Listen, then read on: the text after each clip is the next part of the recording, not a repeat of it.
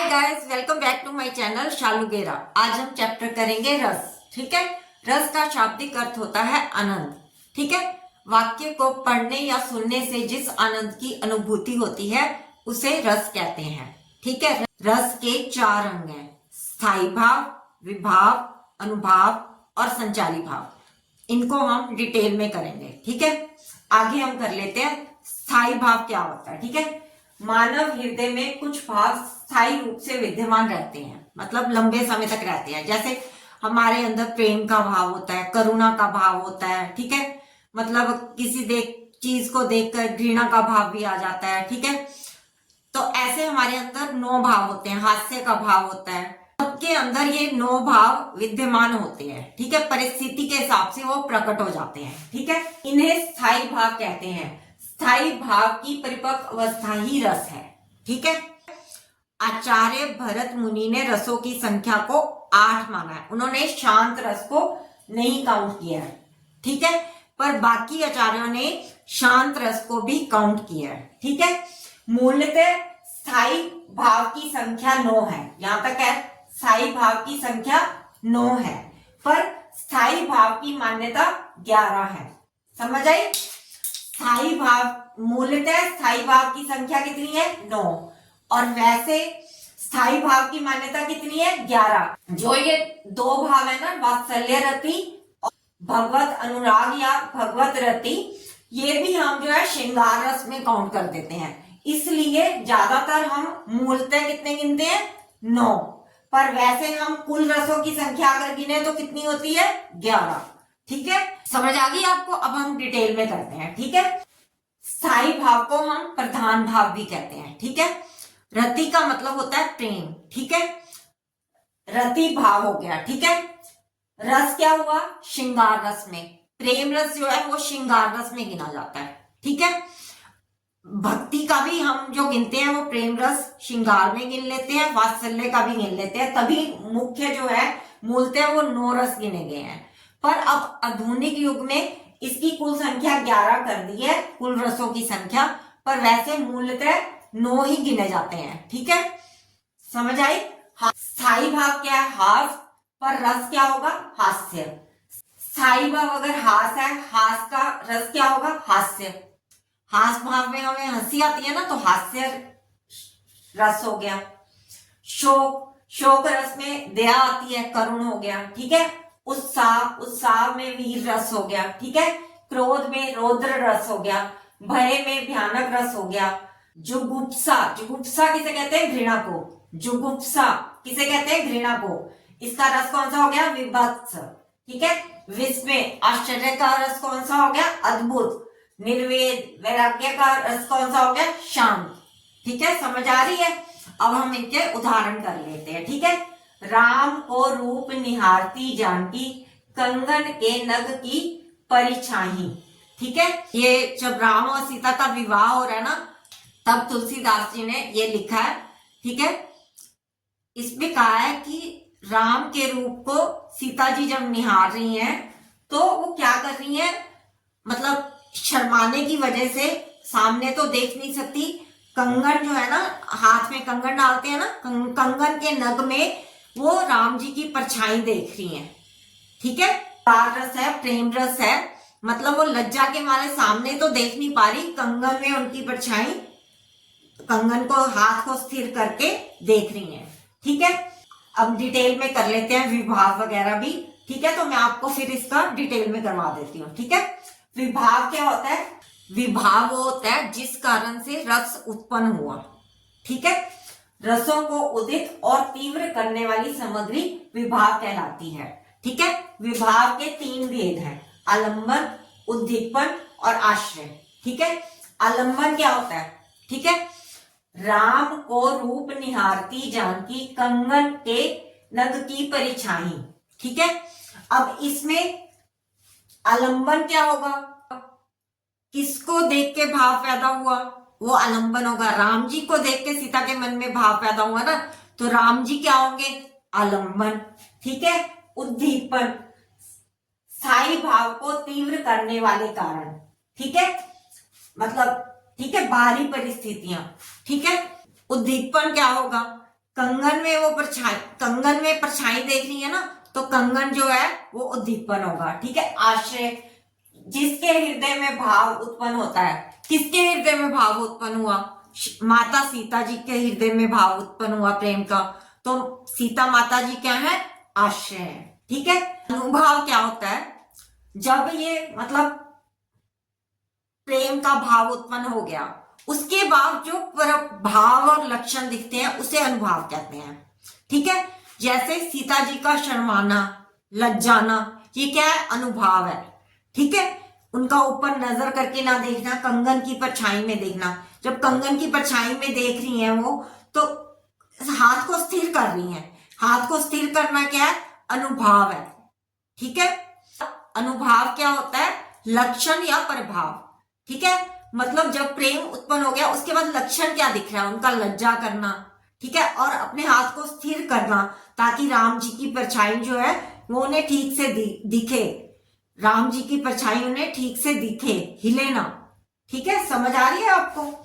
अनुभाव कितनी तरह के होते हैं? 4 तरह के होते हैं। कायिक अनुभाव, कायिक अनुभाव कौन सा होता है? जिसमें हम जबरदस्ती शरीर की चेष्टाएं करते हैं, जैसे हाथ से इशारे करना, जानबूझकर किए गए प्रयासों को क्या कहते हैं? कायिक अनुभाव। सात्विक अनुभाव क्या होते हैं?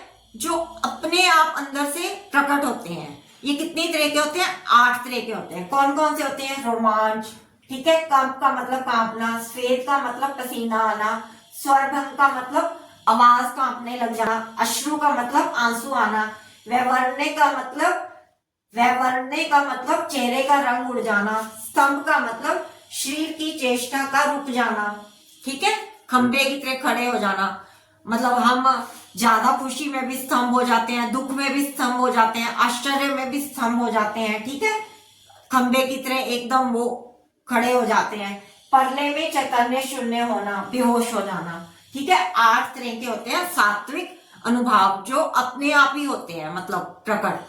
ठीक है, किसी परिस्थिति को देखकर अपने आप सात्विक भाव उत्पन्न होते हैं। जैसे अब हम शेर को देख लें तो हमें डर जाएंगे ना, डर के कांपने लग जाएंगे। तो ये क्या है? सात्विक अनुभाव है। ठीक है, अनुभाव में हम तीसरा पॉइंट कर लेते हैं। ठीक है, वाचिक, वाणी की उग्रता या मृदुता, मतलब या तो हम गुस्से से बोलते हैं या बड़े प्यार से बोलते हैं। अगर प्रेम का भाव जागृत हुआ तो मीठा बोलेंगे, अगर गुस्सा आया तो हम क्रोध से बोलेंगे, उग्र होके बोलेंगे। ठीक है, परिस्थिति के हिसाब से वाचिक हो गया। ठीक है, फिर है चौथा है आहार्य, कृत्रिम वेशभूषा। ठीक है, बाहरी सुंदरता, मतलब वेशभूषा, कपड़ों को देखकर जो भाव आता है उसको अनुभाव कहते हैं। ठीक है, जैसे किसी लड़के लड़की ने बहुत सुंदर ड्रेस पहनी है, आभूषण पहने हैं, सुंदर लग रही है, तो वो जो भाव आएगा वो अनुभाव है। ठीक है, ऐसे ही सुदामा जी की दीन दशा देख के, फटे पुराने वस्त्र देख के, कृष्ण जी को जो दुख का भाव आया कि मेरे मित्र की ऐसी दशा है, तो मतलब ये क्या है? कृत्रिम वेशभूषा को देखकर जो भाव जागा, आहार्य है। ठीक है, समझ आ गई? ये अनुभाव है। ठीक है, अब हम आगे करते हैं संचारी भाव। ठीक है, संचारी भाव क्या होते हैं? जो बुलबुले की तरह आते हैं और चले जाते हैं। ये स्थायी भाव को पुष्ट करने के लिए आते हैं। संचारी भाव 33 है, 33 है। जैसे व्यंजन 33 है ना, वैसे संचारी भाव भी 33 है, 33 है। ठीक है, जैसे मतलब एक उत्साह की पोइम है, मतलब देशभक्ति की कोई पोइम है। देशभक्ति की पोइम पढ़ते पढ़ते हमारे मन में जोश भी जागेगा, उत्साह भी जागेगा। ठीक है, शत्रुओं के प्रति गुस्सा भी आएगा। मतलब ये गुस्सा जो आएगा ये उत्साह को और तीव्र करेगा, और ज्यादा करेगा, स्थायी भाव को और तेज करेगा। समझ आई? संचारी भाव जो है वो बुलबुले की तरह होते हैं, पर ये स्थायी भाव को तीव्र करने के लिए आते हैं। ठीक है, अब हम आगे कर लेते हैं। ठीक, संचारी भाव जो है वो मतलब बुलबुले की तरह होते हैं, वो आते और जाते रहते हैं। ठीक है, मतलब वो कविता के अनुसार जो जो पंक्ति आएगी उसके अनुसार वो भाव आता रहेगा और जाता रहेगा, उसको संचारी भाव कहते हैं। ठीक है, जैसे आग लगी है, आग क्या है? वो भाव है। ठीक है, वो स्थायी भाव है। पर जो आग से चिंगारियां निकल रही हैं, चिंगारियां उठती हैं और खत्म हो जाती हैं, वो संचारी भाव है। संचारी भाव कितने हैं? 33 है।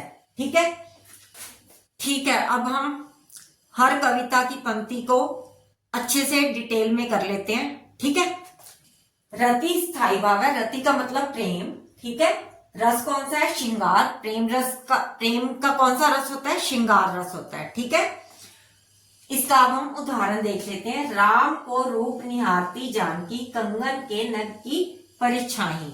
ठीक है, इसमें तुलसीदास जी कह रहे हैं भगवान श्री राम जी के रूप को निहारती माता सीता जानकी जी, ठीक है, तो वो लज्जा रही है, उनको लज्जा आ रही है और शर्म आ रही है, तो वो क्या कर रही है? कंगन की परछाई में भगवान राम जी का स्वरूप देख रही है। ठीक है, कंगन, हाथ में कंगन पहना होता है ना, उसकी परछाई में भगवान श्री राम का स्वरूप देख रही है। ठीक है, तो ये क्या है? प्रेम रस है। ठीक है, किसके मन में भाव जागा? माता सीता के मन में भाव जागा। तो माता सीता क्या है? आश्रय है। जिसके मन में भाव उत्पन्न होता है वो क्या है? आश्रय है। ठीक है, किसको देख के भाव जागा? भगवान श्री राम जी को देख के भाव जागा, तो वो क्या है? आलंबन है। ठीक है, और इस भाव को तीव्र करने वाली चीज क्या है? कंगन। कंगन के नग में देख रही है ना, तो वो क्या है? उद्दीपन है। कंगन के नग में देख रही है तो वो क्या है? उद्दीपन है। तो फिर कंगन के नग में दिखता कैसे? अगर हाथ हिलाएंगे तो दिखेगा नहीं। हाथ को स्थिर कर रही है, स्थिर रखेंगी तभी दिखेंगी ना भगवान राम जी की परछाई। जो हाथ को स्थिर करना है वो क्या है? कायिक अनुभाव है। कायिक अनुभाव है। ठीक है, मतलब अनुभाव है। ठीक है, मतलब जबरदस्ती स्थिर कर रही है ताकि भगवान राम जी की परछाई जो है वो मुझे दिखे, हिले ना। तो वो क्या है? कायिक अनुभाव है। ठीक है, वो अनुभाव है। ठीक है, कायिक अनुभाव है वो। समझ आ गई आपको? अब अगला उदाहरण करें। हास्य का उदाहरण है। ठीक है, स्थायी भाव क्या है? हास, और रस क्या है? हास्य है। ठीक है, आधा पात बबूल का तामे तनिक पिसान, लाला जी करने लगे छठे क्षमा से दान। बबूल का पत्ता वैसे ही बहुत छोटा होता है, मतलब बबूल के पत्ते का आधा हिस्सा, उसके ऊपर थोड़ा सा आटा रख के कंजूस लाला जी हर 6 महीने बाद दान करते हैं। ठीक है, इसमें कंजूस लाला जी का मजाक उड़ाया गया, मतलब हास्य कविता बनाई गई है। ठीक है, समझ आ गई? अब हम तीसरा उदाहरण करते हैं। ठीक है, शोक। स्थायी भाव शोक है। ठीक है, रस कौन सा है? करुण। ठीक है, दुखी जीवन की कथा रही, क्या कहूं आज जो नहीं कही। ठीक है, ठीक है, अगला उदाहरण करते हैं करुण का ही। ठीक है, देखी सुदामा की दीन दशा, देखी सुदामा की दीन दशा, करुणा कर करुणा निधि रोए, पानी रात को हाथ छुआ नहीं, नैनन के जल से पग धोए। ठीक है, इसमें कह रहे हैं कि सुदामा जी की दीन दशा देखकर करुणा निधि भगवान कृष्ण जी रोए। ठीक है, उन्होंने प्रात को छुआ भी नहीं हाथ से और नैनों के ही जल से उनके पैर धो दिए। ठीक है, इसमें अतिशोक्ति अलंकार है। ठीक है, इसमें करुण मतलब दुख की व्यथा सुनाई है, क्योंकि सुदामा जी जो हैं वो जब कृष्ण जी से मिलने आते हैं तो उन्होंने गरीबी की हालत में होते हैं, फटे पुराने वस्त्र पहने होते हैं, नंगे पांव होते हैं और उनके पैरों में कांटे चुभे होते हैं। तो मतलब उनकी जो दशा देखकर एक दया का भाव जागृत होता है, दुख लगता है। ठीक है, जहां पे दुख वर्ड आया या शोक वाली दशा हुई तो वहां पे कौन सा स्थायी भाव कौन सा होता है? शोक, और रस कौन सा होता है? करुण। ठीक है, वीरों का कैसा हो बसंत, वीर शब्द आया ना, तो वैसे ये रस कौन सा हो गया? वीर रस हो गया। और स्थायी भाव क्या हो गया? उत्साह हो गया। ठीक है, वीर तुम बड़े चलो, धीर तुम बड़े चलो, सामने पहाड़ हो के सिंह की दहाड़ हो। ठीक है, आगे सुनत लखन के बचन कठोरा, परसु सुधारी धरेऊ कर धोरा। जो हम भगवान श्री राम जी के विवाह पर लक्ष्मण और परशुराम जी में संवाद होता है ना धनुष तोड़ने पर, तो वो गुस्सा ही होते हैं ना, परशुराम जी की धनुष क्यों तोड़ा। तो ये स्थायी भाव क्या है? क्रोध, गुस्सा होते हैं तो क्रोध हो गया। और रस कौन सा हो गया? रौद्र। क्रोध का रस कौन सा होता है? रौद्र। ठीक है, अगला उदाहरण देख लेते हैं। एक और अजगर ही लखी, एक और मृगराय, विकल बटोही बीच में पर्यो मूर्छा खाए।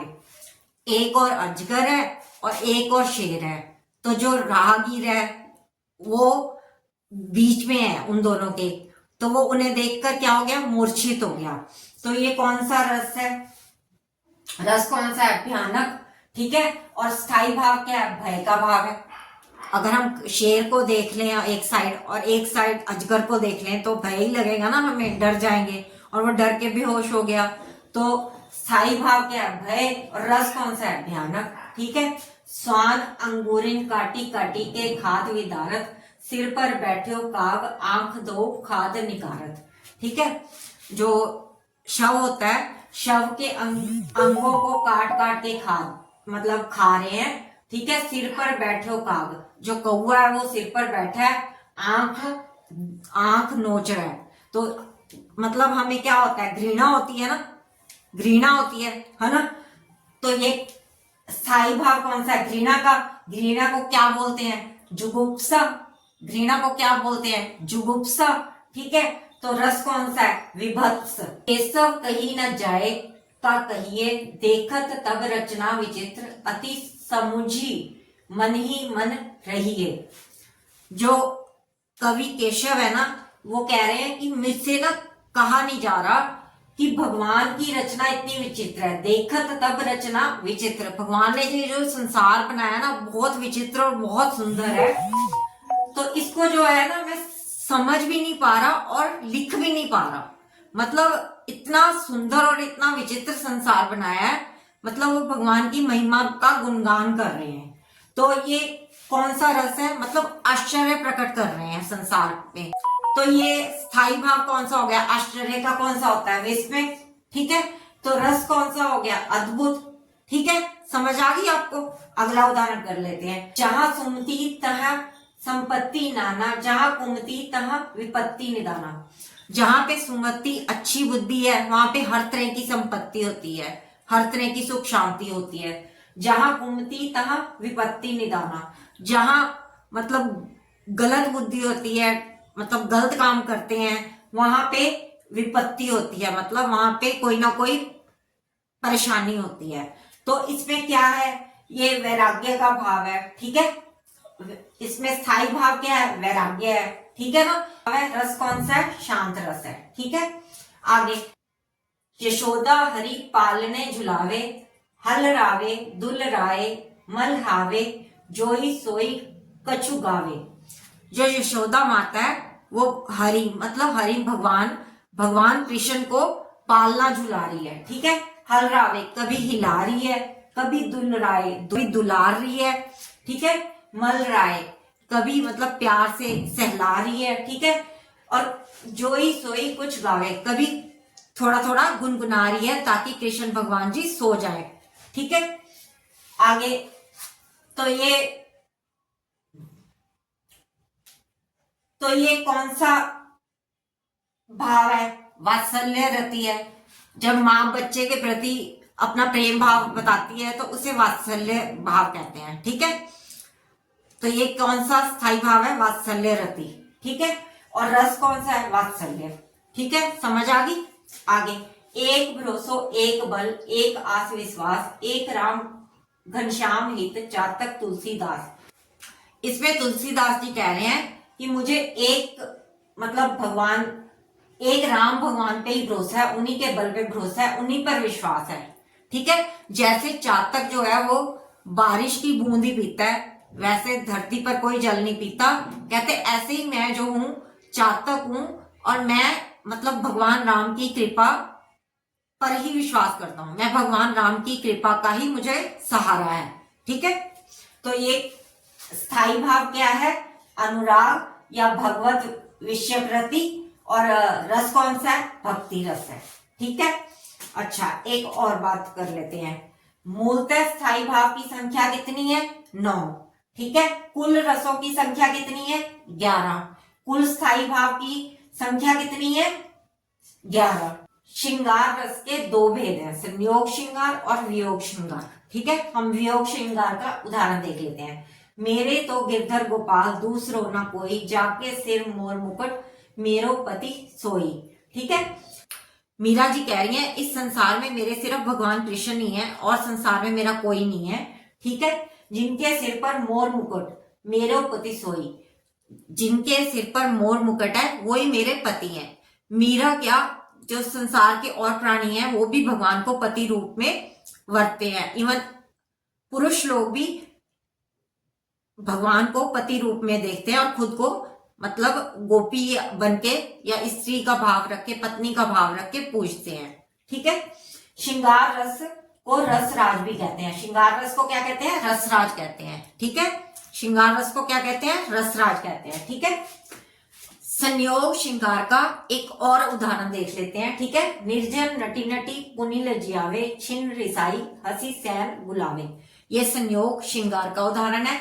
और ये भी संयोग श्रृंगार का उदाहरण है, राम को रूप निहारती जानकी, कंगन के नग की परेशानी।